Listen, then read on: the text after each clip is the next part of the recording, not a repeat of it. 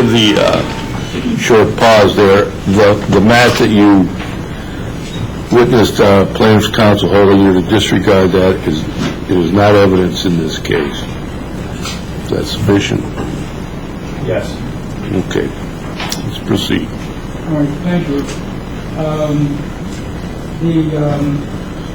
You're going to get instruction on the issue of liability and fault from the court. And when you do read them, I'm going to call your attention to some of the things in one of these instructions. And they have to do with, quite frankly, being an invitee on the property. So the owner of the property is liable for injury caused by an invitee by the property's condition only if the SCT LLC knew that a dangerous condition existed. I got to say that he certainly knew it was their mat. He knew that people would be walking on it, had walked on it. So they certainly knew the dangerous condition existed. And why was it dangerous? Because someone did find this stuff and fall on it. Mr. Franklin, the fact that hundreds of others may not have fallen on it doesn't mean that it's safe. Sometimes you think it's just the wrong way or whatever, or there's particular special circumstances like in this case where the snow was ice and a lot of people walking on it by that time of the morning, and the water and the condition of the mat, which was a non-skid, skid rather than a non-skid mat, and the accident injury occurred. But the instruction goes on first. It knew that a dangerous condition existed and realized that it created a reasonable danger to the invitee. And then these are the most important words so far. Or should have discovered the condition and its danger. Walk by it all the time. All they do is look at it. Should have discovered the condition. Should have expected that the invitee would not discover or realize the danger of the condition or would fail to protect himself against it. Certainly, Clyde Franklin did not expect that it would be, or to discover that it was a dangerous condition. They had no notice of it. It was like a perfectly innocent, safe mat. Everyone else was walking on it. So he did. It's a word that didn't exist. Surely didn't know it. Failure to use reasonable care to protect the invitee against the danger. And that did just a mistake. They did not. So in a nutshell, as far as liability is concerned, I think we proved our case by preponderance of the evidence.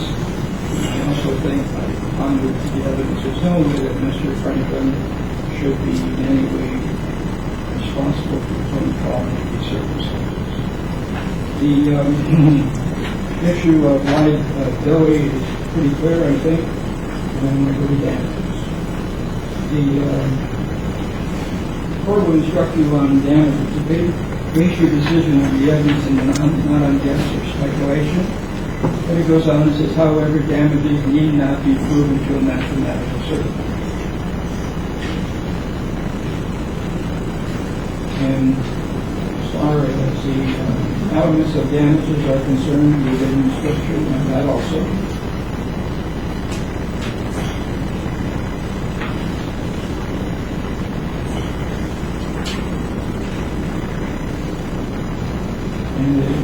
It's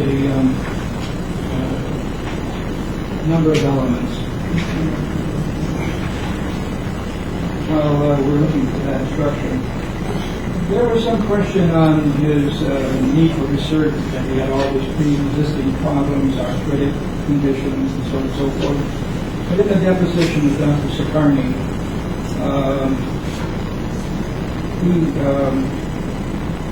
he came back and he was asked why surgery was necessary. And in his deposition, he said, when he came back and he continued to have progression of his condition, and as I don't know what page you might need to refer to, but on February the 22nd, 2011, I saw him. I felt that now he was getting weaker in the arm, and that had me concerned. That despite the fact that we were initiating some conservative treatment and seeing how he was going to do with conservative case, that despite that, unfortunately, he seemed to be getting somewhat worse. He still had weakness in the hands. He still had some changes in the gait. That was difficult for him, and now it became necessary that the cervical spondylosis and subsequent injury that he had not going to resolve itself, and that therefore surgical intervention would have to be considered. So he's a neurosurgeon that said all of his acute injuries from this fall, he committed to the fall, made it necessary for the surgery, not in pre-existing conditions, previous acute conditions.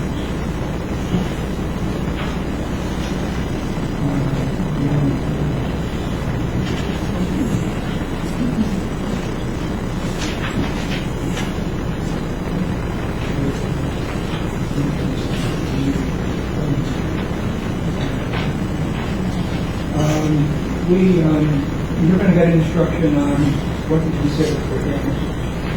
And there's about 6 or 7 elements you can consider. It will be in your packet.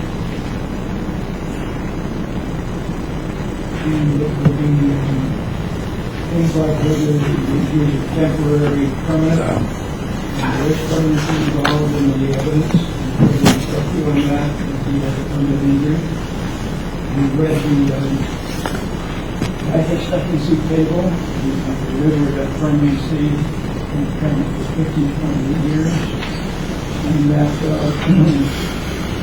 a number of other things are to be considered in those elements that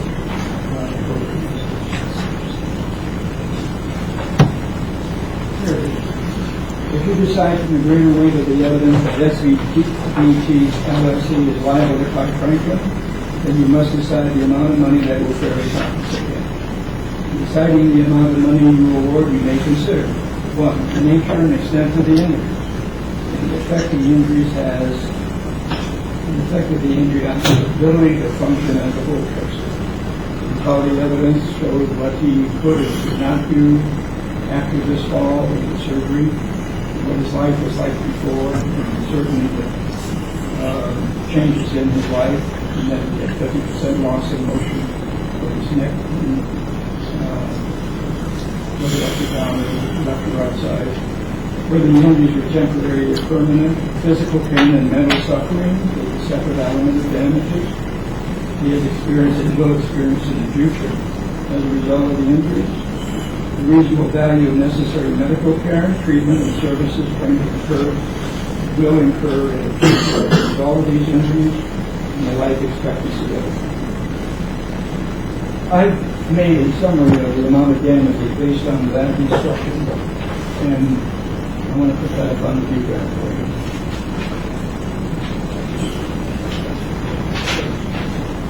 You need the ammo? Yep.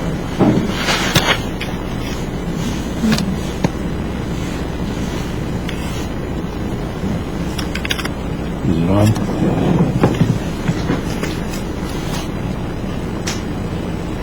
You had it, Judge. Do you have it? Is it on? Yep. It is. This is entitled Clyde Franklin Damages, and so one of the elements that the court will instruct you on is his pain and suffering. The date of the fall was February the 1st, 2011, and to now, this date, was 1,829 days. Now, we can suggest to you how much his pain and suffering is worth. There's no absolute yardstick or law that says that he's entitled to $2 a day or $150 a day.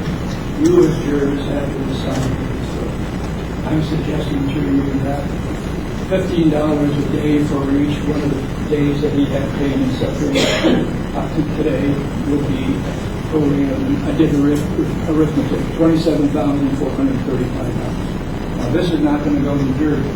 So I'm writing it down. Future pain and suffering, 15.8 years. And that's 5,767 days. And if he's awarded $15 a day for that, that would total $86,505. Third one is he's got permanent impairment, 50% of his neck. There's plates and screws in it. They certainly are permanent, not going to come out. He'll live with that in his neck until he dies. And for that 50% permanency, Can we approach, please? it's Okay.